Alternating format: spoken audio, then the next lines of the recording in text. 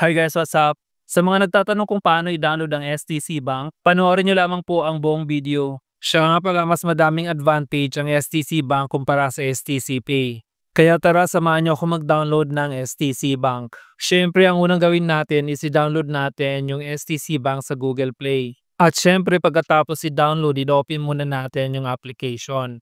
Pagkatapos i-open, lalabas itong mga information na to kung saan i-next lang po natin. And then i-click natin yung get started. And then dito ilagay lang natin yung phone number, ikama number at birthday natin. And then i-continue lang po natin. So dito kailangan natin i-enable ang location and allow STC to access our location. And then from here, we need to verify our phone number by entering the PIN code that we receive. And then after entering the PIN number, kailangan din natin mag-create ng 6 digits na passcode.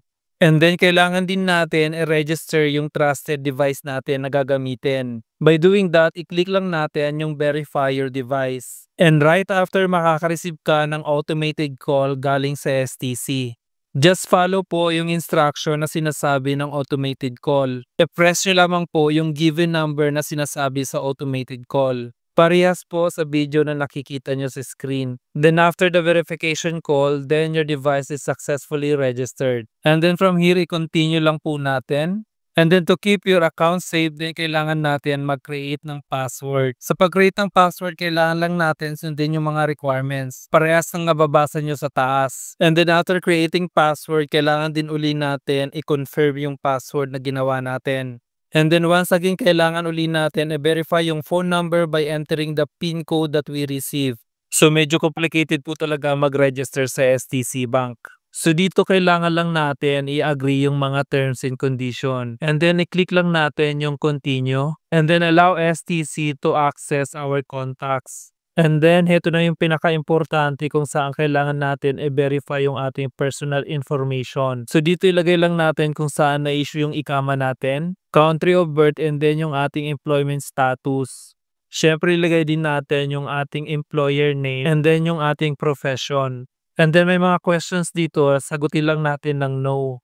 And please take note, kailangan din natin ilagay yung ating educational level. And then, continue lang po tayo. So dito naman kailangan natin i-fill up yung financial information. Parehas po ng primary source of income, let's say ilagay natin is salary. And then monthly income range. Do you have any other source of income? Ilagay lang natin is no. And then sa expected number of monthly deposit, ilagay lang natin yung pinakamababa na 50 deposits or below. Then dito sa expected monthly deposit, ilagay lang natin uli yung pinakamababa na 5,000 Saudi Riyals and below. Parehas din dito sa expected number of monthly withdrawals, ilagay lang natin yung 10 and below.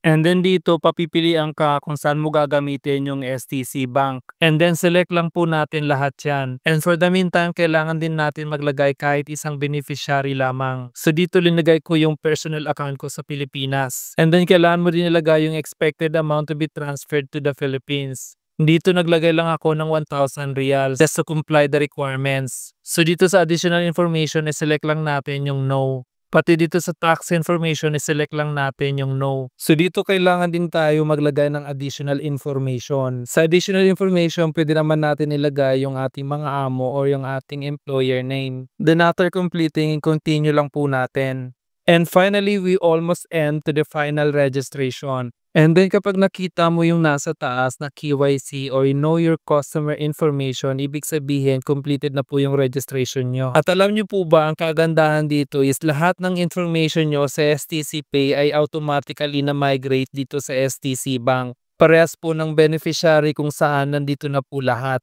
At kahit yung lumang ATM nyo sa STC Pay ay automatic na nakalink dito sa STC Bank. And congratulations, you can now start sending your money to your loved ones using STC Bank. And that's all for today's guys. Thank you for watching. And if you like the video, please don't forget to follow and please share na din po. Maraming salamat and see you in the next video.